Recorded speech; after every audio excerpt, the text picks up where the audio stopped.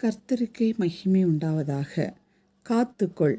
நீதிமொழிகள் 4:23. எல்லா காவலோடும் உன் இருதயத்தை காத்துக்கொள், அதனிடத்தினின்று ஜீவ ஊற்று புறப்படும். நம் உடல் உறுப்புகளில் பாவத்தில் விழுந்து விடாதபடி காக்கப்பட வேண்டிய உறுப்புகள் தான் இருதயம், வாய், உதடுகள், கண்கள், கண்ணிமைகள், கைகள், கால்கள். எனவே தான் சாலமஞானி கூறுகிறார், சாத்தான் உங்கள் விசுவாசத்தை சோதிக்காதபடி உங்கள் உறுப்புகளை பாதுகாக்க வேண்டுமாம். பல விதங்களில் நம்மை சோதித்து கர்த்தர் மேல் உள்ள அன்பை விட்டு பிரிப்பதற்கு முயற்சி செய்வான் சாத்தான். ஆனால் இருதயம் எல்லா காவலோடு காக்கப்படும் போது அதனிடத்திலிருந்து அன்பு என்கிற ஜீவ ஊற்று பாய்ந்து சென்று அன்பற்றவர்களை ஆதரிக்கும் மிக பெரிய பொறுப்புகளை நமக்கு அளிப்பார்.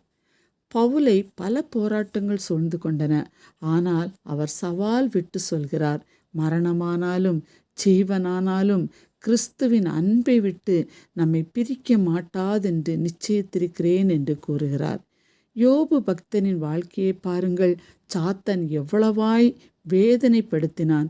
ஆனால் யோபு சொல்கிறார், நான் போகும் வழியை அவர் அறிவார், அவர் என்னை சோதித்த பின் பொன்னாக விளங்குவேன். ஆம், எனக்கு அன்பானவர்களே, சோர்ந்து போகாதிருங்கள்.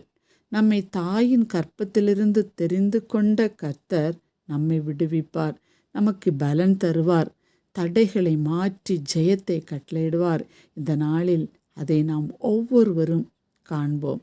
சோதனையை சகிக்கிற மனுஷன் பாக்கியவான், அவன் உத்தமன் என்று விளங்கின பின்பு கர்த்தர் தம்மிடத்தில் அன்பு கூறுகிறவர்களுக்கு வாக்குத்தத்தம் பண்ணின ஜீவ கிரீடத்தை பெறுவான் என்று வேதம் கூறுகிறது. இந்த காலை வேளையில் கிரீடத்தை பெற்றுக்கொள்ளும்படியாக நம்மை